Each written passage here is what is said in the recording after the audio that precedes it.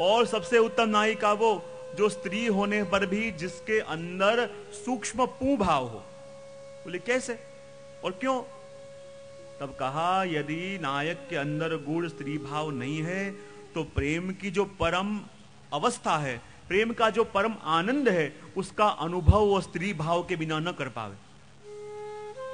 और नायिका उत्तम कि जिसके अंदर जो पू भाव न हो तो स्नेह की 10वीं अवस्था तक पहुंचने से पहले विरह के कारण उसके प्राण ही निकल जाएं, और पू भाव सूक्ष्म हो तो तब तक अपने देह को टका पावे। तो ऐसे उत्तम नायक कौन? तो कहते हैं अपने ठाकुर जी।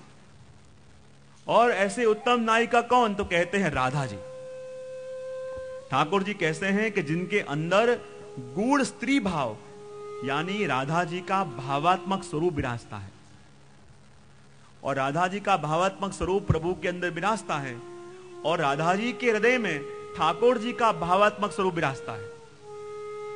और कहते हैं जब ठाकुर जी और राधा जी दोनों मिलते हैं तो पहले से ही पूभाव है, सामने ठाकुर जी हैं, इसलिए राधा जी अपने हृदय का पूभाव बाहर प्रकट करें और ठाकुर जी अपने हृदय में रहा स्त्री भाव बाहर प्रकट करें, और वो राधा जी के हृदय का रहा पूभाव, स्वामिनी जी के हृदय का पूभाव और ठाकुर जी के हृदय का स्त्री भाव, दोनों स्वरूप का जब समन्वय हुआ और ठाकुर जी ने अपने मुखारविंद का प्रवेश अंदर करवाया, और ये तृतीयात्मक स्वरूप जो प्रकट हुआ कि जिसने प्रभु की पूरी लीला का दर्शन किया, यही स्वरूप श्री महाप्रभु जी का।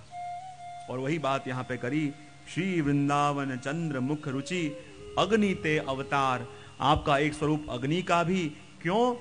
क्योंकि कुल 56 प्रकार के अग्नि हैं, उसमें से वैश्वानर नाम का अग्नि प्रभु के मुखारविंद का अग्नि है, और उसी के स्वरूप श्री वल्लभ हैं, द्विज कुल के तिलक हैं, और त्रिभुवन नाम निरूपम रूप अंगीकार। और देवी जीवों के ऊपर कृपा करने के लिए, देवी जीवों को अपने सन्मुख करने के लिए आपका प्रागट्य हुआ। इस पंक्ति को भी सूक्ष्म अपन समझ के आगे चतुर्थ और पंचम पंक्ति की ओर जाते हैं। देवलोक दुंदुभि वागे आनंद करे निशंक असुरति मेरा उच्छेद बाबू वल्लभ देव मयंक। देवलोक दुंदुभि वागिया आनंद करे निशंक असुरति मेरा उच्छेद भुवि वल्लभ देव मयंक। पूर्ण पुरुष प्रमाण पंथा व्याख्याता वेदांत ग्रंथ सर्वे रसरूप कीदा पोताने से धात।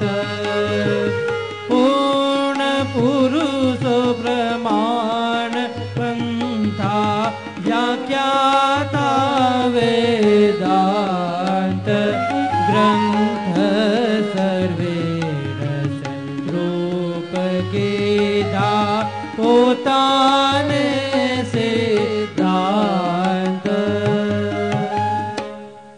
और जहां महाप्रभु जी के प्रागट्य लेने का समय आया, महाप्रभु जी के भूतल पे अवतरण होने का समय आया, कहने लगे देवलोकों में अपने आप दुंदुभियां बजने लगी, देवलोकों के अंदर अपने आप दुंदुभियां बजने लगी।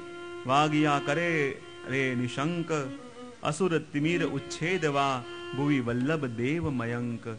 क्योंकि आसुरी भाव रूपी मायावाद रूपी जो अंधकार पूरे विश्व में व्यापा हुआ था, मानो उस अंधकार को दूर करने के लिए चंद्रमा के स्वरूप से श्री वल्लभ का भूतल पे पदार्पण हो रहा है। इसलिए श्री वल्लभ का जय जयकार अपन करेंगे। बोलिए श्री वल्लभाधीश की जय, श्री वल्लभाधीश की जय, श्री वल्लभाधीश की जय। देवलोके दुंदुभि वागिया आनंद करे रे निशंक असुर तिमिर उच्छेद वा भुवि वल्लभ देव मयंक। आसुरी भाव रूपी मायावाद रूपी अंधकार को दूर करने के लिए श्री वल्लभ रूपी चंद्रमा का उदय हुआ और आपने प्रागट्य लेके मायावाद रूपी अंधकार को दूर किया।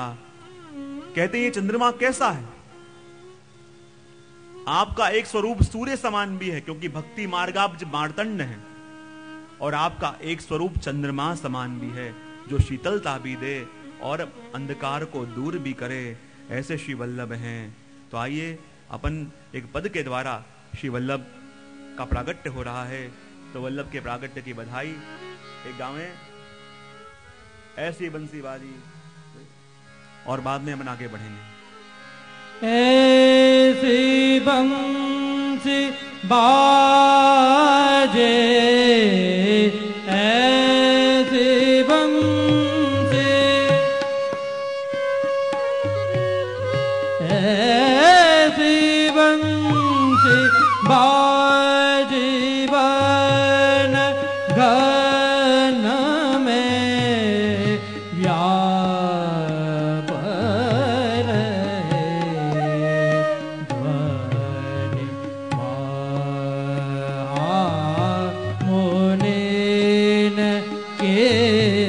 समाधि लागे, ऐसी बांसे बाजी बन घन में व्याप रहे ध्वनि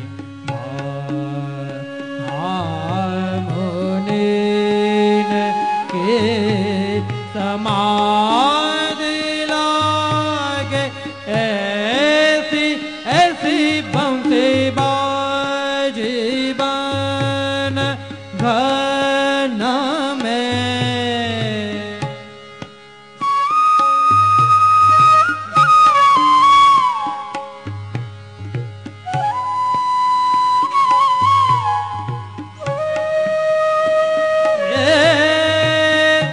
भयो ब्रह्मनाद उठत अलाद तात घोष रत्न वृंद भय तप त्यागी, ऐसी बंसी